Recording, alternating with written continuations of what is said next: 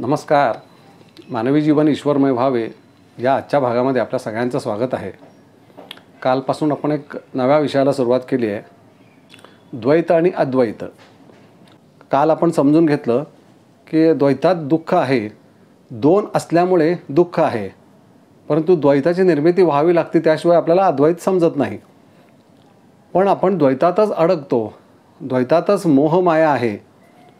कारण ज्या वेळेला आपल्याला देह प्राप्त होतो त्या देह माध्यमातून जे भ्रांतिजन्य म्हटले परंतु आपल्याला खरं वाटतं असं जे जग आहे त्या जगात आपण नकळतपणे अडकतो आणि अडकल्यामुळे आपल्याला दुःखाला सामोरं जावं लागतं. आणि एकदा अडकलं की काय होतं, आपल्याला पुनरपि जननम पुनरपि मरणम ह्या संसार चक्रामध्ये कायम फिरत राहावं लागतं. शंकराचार्यांनी सांगून ठेवलेलं आहे की जोपर्यंत आपली स्वतःची खरी ओळख जी आत्मा म्हणून आहे, ब्रह्म म्हणून आहे, ती होत नाही तोपर्यंत आपल्याला पुन्हा पुन्हा जन्माला यावं लागतं. पुन्हा पुन्हा जन्माला काय यावं लागतं, त्याच्याकरता कर्म कारणीभूत आहे. म्हणजे कर्माचा सिद्धांत, ऋणानुबंध हे सगळे विषय येऊन नकळतपणे चिकटतात. का चिकटले, त्याच्यामागं अज्ञान आहे. आपण द्वैतात अडकलेलो आहोत, तर द्वैतामधून साध्य काय करायचं आहे, तर अद्वैत साध्य करायचं आहे. परंतु ते न समजल्यामुळे आपण द्वैतामध्ये काय करतो, एकमेकांच्याकडे बघून जगत असल्यामुळे जे समोरच्याकडे आहे ते मला हवं आहे आणि ते काही केला मी मिळवणारच या अट्टहासामुळे आपण जे काही कर्म करतो, नकळतपणे जे काही ऋणानुबंध निर्माण होतात त्याच्यात आपण अडकतो आणि मग जन्मप्रवृत्ती सुरू होती. मग आपल्याला एवढं माहिती असतं प्रत्येकाला की आपल्याला सुखी व्हायचं आहे, पण सुख म्हणजे काय हे कळत नाही.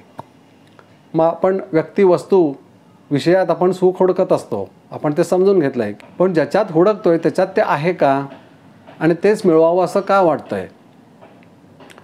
जो सुखरूप म्हणून आहे तो आतच आहे, तोच साक्षी आहे, तेच आपलं खरं स्वरूप आहे. म्हणून आपल्याला सुख पाहिजे असं वाटतं आहे. आपण हे काल समजून घेतलं. आपल्याला सुखीच व्हावं का वाटतं, त्याच्या मागचं कारण आत असलेला आत्मा तो कायमस्वरूपी सुखरूप आहे, तो सुखी आहे. देहाला कळत नाही आहे, म्हणजे मनाला कळत नाही आहे. मग हिथंच हे द्वंद्व, इथं जे द्वैत आहे ना ते तिथंच चालू होतं. आणि त्या द्वैतात एकदा आपण अडकलो की मग पुन्हा जन्म हे कायमस्वरूपी चालू राहतात. आणि मग हे कधीपर्यंत चालू राहतं, सद्गुरू आपल्या जीवनात येऊन आपल्याला ज्ञानी करून अद्वैत जोपर्यंत दाखवत नाहीत तोपर्यंत. मग आता जीवनात सद्गुरूंचा प्रवेश होण्याकरता काय कारणीभूत आहे, आपलं सत्कर्म. आपलं जे काय आहे, जे द्वैतातलं जे काय आपण जीवन जगतो त्याच्यातला आपला प्रामाणिकपणा, आपली शरणागती, म्हणजे देवदेवतांच्या प्रित्यर्थ असू दे किंवा सद्गुरूंच्या प्रित्यर्थ असू दे, आणि चित्तशुद्धीकरता आपण करत असलेली साधना, ध्यान, नामस्मरण, उपासना, ह्या सगळ्या गोष्टी आपल्याला गुरूंची भेट होण्याकरता कारणीभूत ठरतात. आणि एकदा का गुरूंची भेट झाली की मग त्यांच्या माध्यमातून आपल्याला अद्वैत समजतं. हे सगळ्यात महत्त्वाचं आहे. आपण म्हणतो माझे गुरु आहेत, मग गुरूंच्याकडून आपण साध्य काय करतो आहे. सुरुवातीला आपण गुरूंच्याकडे जाताना आपल्याकडे अज्ञान असतं. अज्ञान म्हणजे काय, हे जे द्वैत आहे ह्या द्वैतातून मला ह्या जगाकडून काहीतरी मिळवायचं ह्या अपेक्षेनं आपण जगत असतो. आणि ती अपेक्षा पूर्ण होत नाही म्हटल्यानंतर आपल्याला कोणीतरी सांगतं की अमुक अमुक ठिकाणी एक प्रसिद्ध जागृत दैवत आहे किंवा कोणीतरी एक प्रसिद्ध सद्गुरू आहेत की त्यांच्याकडे जा तू, की जेणेकरून त्यांच्या कृपेनं तुझ्या इच्छा अपेक्षा पूर्ण होतील. कुठल्या, भौतिक जगातल्या. मग आता भौतिक जगामध्ये जरी इच्छा अपेक्षा आपल्या पूर्ण झाल्या तरीसुद्धा त्याच्यात आपण कायमस्वरूपी सुखी समाधानी होऊ शकत नाही हे आपल्याला माहिती असतं, तरीसुद्धा आपण त्याचीच मागणी करतो. ह्यालाच भ्रांती म्हटलेलं आहे, ह्यालाच माया म्हटलेलं आहे. आपल्याला कळत असतं आत्तापर्यंत आपण किती सुखी झालो, किती विषयामध्ये, किती व्यक्तीने आपल्याला सुखी केलं, ते किती टिकलं. असा जर का विचार करायचा आपण ठरवलं तर लक्षात येईल की ते फारच क्षणिक होतं. कायमस्वरूपी आपण सुखी होऊ शकत नाही, आत्तापर्यंत झालेलो नाही आहे. प्रत्येक मनुष्य अंतापर्यंत, शेवटच्या श्वासापर्यंत सुखी होण्याचाच प्रयत्न करत असतो. परंतु सुख कशात आहे आणि खरं सुखी कोण आहे,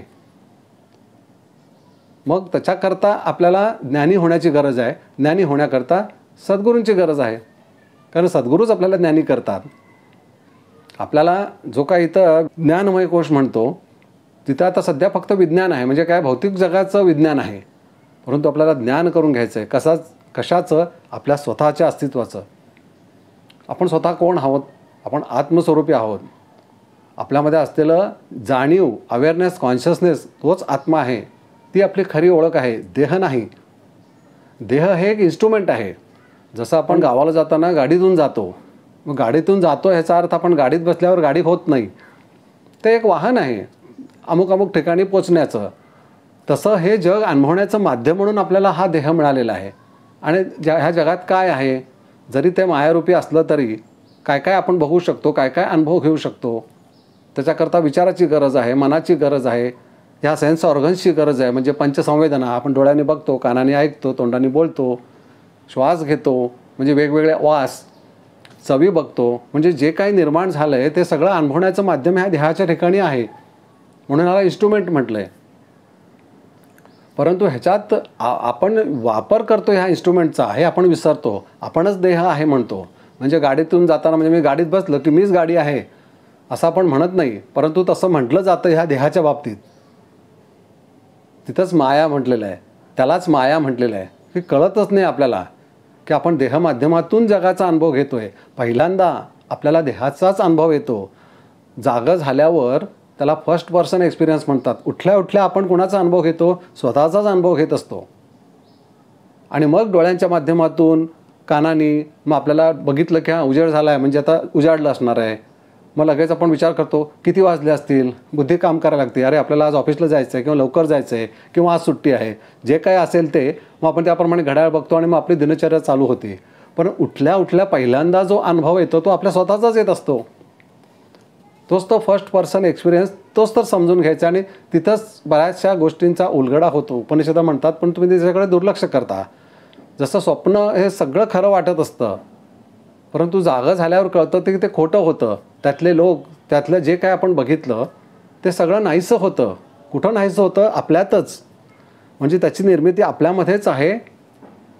आणि पुन्हा नाहीसं होणं म्हणजे उत्पत्ती, स्थिती, लय हे आपल्यामध्येच होत असतं स्वप्नाचं. तसंच तो साक्षी आत्मा ब्रह्म जो आहे त्याच्यातच ह्या साऱ्या जगाची निर्मिती, उत्पत्ती, स्थिती आणि लय अशा स्वरूपात होत असते. आपण त्याचे साक्षी असतो कारण आपण देह माध्यमातून त्याचा अनुभव घेतोय. परंतु पहिल्यांदा देहाचा अनुभव घेतो हे विसरतो. म्हणून उपनिषद म्हणतात पहिल्यांदा तू स्वतःचा अनुभव घेतोयस, पंचसंवेदनाचा अनुभव घेतोयस. ह्याचा अर्थ तू साक्षी आहेस. मग मी साक्षी ह्या भावाने समजून घेऊन जर का जगायला लागलो तर मी कायम आनंद स्वरूपी आहे. दुःख कुणाला होतं आहे? मनाला होतं आहे. यातना कुणाला होत आहेत? मनाला होत आहेत. कारण मनाकडे अपेक्षा आहेत. मन म्हणजे माया आहे. आपण काल समजून घेतलं, कुणीतरी माझं कौतुक करावं, नाही केलं मी दुःखी. कुणीतरी माझा अपमान केला मी दुःखी, मला लगेच राग येतो. माझा कोणीतरी इन्सल्ट केला की मी लगेच भडकतो, मला सहन होत नाही म्हणतो आपण. मग हे सगळं का आणि हे कुणाला होतं आहे? ज्या वेळेला आपण म्हणतो माझा अपमान झाला, मला खूप वाईट वाटलं किंवा खूप दुःख झालं, त्याचा आपण अनुभव घेत असतो. उपनिषदात ते सांगायचा प्रयत्न करत आहेत की तू प्रत्येक गोष्टीचा साक्षी आहेस. तू आनंदाचाही साक्षी आहेस आणि दुःखाचाही आहेस. कारण जगाकडून आपण देह माध्यमातून जगाचा अनुभव घेत असताना भरपूर अनुभव येणार आहेत. चांगले असणार आहेत आणि वाईटही असणार आहेत. परंतु ते सगळे साक्षी नजरेनं जर का बघायचं ठरवलं तर सुखदुःखाच्या पलीकडे आपली जी अवस्था आहे सच्चिदानंद म्हणून, त्या अवस्थेत आपण कायम स्वरूपी स्थिर राहू शकतो असं आपल्याला सद्गुरू सांगतात. ऐकत असतो परंतु आपण ते इम्प्लिमेंट करायचं म्हटलं की अवघड जातं. मग इम्प्लिमेंट लगेच का होऊ शकत नाही? कारण मग देहाच्या ठिकाणी असलेली कमतरता म्हटलं आहे आपण. तोही विषय याच्या अगोदर घेतलेला आहे की चैतन्याची कमतरता म्हणजे आत्मिक शक्तीची कमतरता, दैहिक शक्तीची वाढ. त्यामुळे काय झालेलं आहे, दैहिक शक्ती 75%, आत्मिक शक्ती 25% असल्यामुळे देह माध्यमातून जगाला अनुभवायचं आणि हे जग खरं मानून त्याच्यातच काहीतरी मिळवायचं आहे अशा विचारांनी जगणं. ज्या वेळेला आपल्या जीवनात सद्गुरू येतात आणि आपल्याला ज्या वेळेला साधना शिकवतात त्यावेळेला दैहिक शक्ती कमी आणि आत्मिक शक्ती वाढायला लागते. आणि मग आत्मिक शक्ती एकदा वाढली की मग आंतरिक अवस्था विकसित होणं. जसं आता मी नेहमी सांगत असतो की ओंकार साधना जी गेली मी 12-13 वर्ष करतोय, त्या साधनेच्याच माध्यमातून म्हणजे ते सामर्थ्य साधनेचं आहे, ओंकार साधनेचं, की जेणेकरून हे सगळे विषय मी तुम्हाला सांगू शकतोय. कारण ती तरल अवस्था आहे. ती साधनेतून आंतरिक अवस्था म्हणजे ज्याला आपण चित्तशुद्धी म्हणतो, विकसित अवस्था म्हणतो, त्या विकसित अवस्थेतून नकळतपणे वैश्विक चैतन्य जे काही आहे ना त्याची वाढ व्हायला लागते. त्यामुळे वैश्विक घडामोडी आणि सत्य म्हणजे सत्यम ज्ञानम अनंतम ब्रह्म म्हटलं आहे, ते सत्य आहे, ते ज्ञानस्वरूप आहे आणि ते अनंत आहे, तेच तर ब्रह्म आहे. म्हणजे देह हा सत्य नाही आहे, देहाचा अनुभवणारा ते सत्य आहे. देह एक इन्स्ट्रुमेंट आहे, ते येणार आहे जाणार आहे. म्हणून मृत्यू अटळ आहे म्हणतो आपण. मृत्यू प्रत्येकाला येणारच आहे. अमर कोण आहे तर कोणीच नाही आहे. पण उपनिषद म्हणतात तू अमर आहेस, तू कधीच मरणार नाही आहेस. मग इथं आपल्याला समजायला गडबड होती, कारण आपण इथं द्वैतात अडकलेलो आहे. आत्मा अमर आहे म्हणून सांगितलं आहे, तो कधी जन्मालाही येत नाही, त्याला मृत्यूही नाही, त्याला काही केला संपवता येत नाही, कारण तो आजन्म आहे. तो फक्त अस्तित्व म्हणून आहे. फक्त तो मी आहे हे कळायला पाहिजे. परंतु इथे द्वैतामध्ये काय होतं, मायेमुळे आपल्याला ते कळत नाही. म्हणून जीवनामध्ये सत्कर्म करायला सद्गुरू का सांगतात? सत्कर्मामुळे आपल्याला वाटतं की सत्कर्म केलं की मला चांगला जन्म मिळेल आणि मग मी खूप सुखी होईन, माझ्याकडे भरपूर पैसा येईल, मोठाचा मोठा बंगला असेल, गाड्या, नोकर चाकर. सत्कर्माचं साध्य ते नाही आहे. सत्कर्माचं साध्य सत्कर्म केल्याने आपल्याला सद्गुरूंची कृपा, सद्गुरू जीवनात येतील आणि आपल्याला ज्ञानी करतील. आणि परमानंद प्राप्ती जी आपल्याला पाहिजे ती परमानंद प्राप्ती सद्गुरूंच्या माध्यमातून आपल्याला होती. आणि ती प्राप्ती म्हणजेच आपलं खरं अस्तित्व जे ब्रह्मस्वरूप आहे त्याचं ज्ञान होणं किंवा ती अवस्था प्राप्त होणं. सध्या देहामध्ये दोष आहेत, देहामध्ये कमतरता आहे. आपण हे विषयाच्या अगोदर पुष्कळ वेळा घेतलेला आहेत की देह हा काय आहे, 19 माध्यमांनी युक्त आहे. पंचकर्मेंद्रिय, पंच ज्ञानेंद्रिय, पंचप्राणकोश, बुद्धी, मन, चित्त आणि अहंकार. पंचप्राणकोश जे आहेत ना त्याच्यामध्ये दोष आहेत, अनेक जन्माचे अज्ञानाने केलेल्या कर्मामुळे निर्माण झालेले. मग त्याच्यामुळे जी कमतरता आहे त्या कमतरतेमुळे, त्या कमतरता घेऊनच आपला जन्म असल्यामुळे आपल्याला अद्वैत समजतच नाही. त्या विषयालाच आपण जात नाही किंवा तो विषय आपल्याला आवडीचा वाटत नाही किंवा त्याच्यातच अंतिम साध्य आहे हेही कळत नाही. मग सद्गुरू ज्यावेळेला आपल्याला साधना शिकवतात त्या साधनेच्या माध्यमातून सद्गुरूंना आपल्या जीवनाची सार्थकता करायची असते. आपल्या इच्छा अपेक्षा पूर्ण करायच्या नसतात. ते अज्ञान आपल्याकडे आहे. आपल्याला वाटतं सद्गुरूंच्याकडे गेल्यानंतर आपल्या सगळ्या इच्छा अपेक्षा त्यांना सांगूया, त्यांच्या कृपेने माझ्या सगळ्या इच्छा पूर्ण होतील. खरी इच्छा काय आहे आपली? सुखी होणं, आनंदी होणं. ती असतेच प्रत्येकाची, परंतु आपण ती विषयामध्ये हुडकतोय आणि ते विषय मला आनंद देतील असं वाटतंय आणि ते माझ्या प्रयत्नांनी मला मिळत नाही म्हणून मला सद्गुरूंची गरज आहे असं वाटतं. हेच अज्ञान म्हटलंय. सद्गुरू आपल्याला कायमस्वरूपी सुखी करण्याकरता आलेले असतात. तर कायमस्वरूपी सुखी म्हणजे काय? या देहाला सुखी करायचं आहे. हा जो देह 19 माध्यमांनी युक्त आहे त्या देहाला सुखी करायचं आहे, म्हणजे त्याला स्वतःची ओळख करून द्यायची आहे जी देहस्वरूप नसून आत्मस्वरूप आहे. या देहाला अनुभवणारा जो साक्षी आहे तो मी आहे, देह मी नाही आहे. देह हे बदलणारं इन्स्ट्रुमेंट आहे. देहाला 3 अवस्था आहेत सांगितलं आहे, बाल्य, तारुण्य आणि वार्धक्य. आपण त्याचा अनुभव घेत असतो. बदल हा 24 तास चालू आहे. त्या बदलाचा मी अनुभव घेतोय हे कळत असतं, परंतु वळत नाही. मग सद्गुरू म्हणतात तो जो आतमध्ये साक्षी म्हणून आहे त्या साक्षीत्वामध्ये जर का तू कायमस्वरूपी राहिलास तर जीवनात येणाऱ्या गोष्टी येतील आणि जातील, माझा काही संबंध नाही अशा स्वरूपात आपण साक्षी नजरेनं प्रत्येक घडामोडीकडे जीवनातल्या बघू शकतो. फक्त अनुभव घ्यायचा इथं, इथं मिळवायचं काही नाही आहे. मिळवायचं काय आहे? मी कोण आहे ह्याचा शोध आणि बोध तो लागायला पाहिजे, तो समजायला पाहिजे. तेच मिळवणं आहे म्हटलं आहे. आपल्याला वाटतं या भौतिक जगात आपल्याला खूप गोष्टी मिळवायच्या आहेत. मग ह्याचा अर्थ प्रपंच करायचा नाही का? जीवनात काही मिळवायचं नाही का? सगळं मिळवा, पण ते साक्षी नजरेने बघा. तो देणारा कोण आहे? तो भगवंत आहे, तो परमेश्वर आहे, त्याचीच निर्मिती आहे आणि तोच सगळ्या गोष्टीचा मला अनुभव देतोय. परंतु मी साक्षी आहे आतमध्ये, अनुभव घेणारा. ज्यावेळेला मी अनुभव घेणारा ह्या स्थितीला कायम राहतो त्यावेळेला तो भगवंत म्हणजे निर्माता आणि मी ह्याच्यात फरकच शिल्लक राहत नाही असं उपनिषद सांगतात. किती महत्त्वाचं आहे हे समजून घेण्यासाठी. निर्माता आणि आपण आपल्या दोघांच्यात फरकच नाही आहे, परंतु आत्ता मी देह आहे ह्या अज्ञानाने जगत असल्यामुळे मला वाटतं की मी कोणीतरी वेगळं आहे आणि समोर हे सगळं जग जे आहे ते निर्माण झालं आहे, त्याच्यातून मला काहीतरी मिळवायचं आहे. म्हणजे आपण द्वैतात कसे अडकलो आहे आपल्या लक्षात आलं असेल. आणि अद्वैतात काय आहे?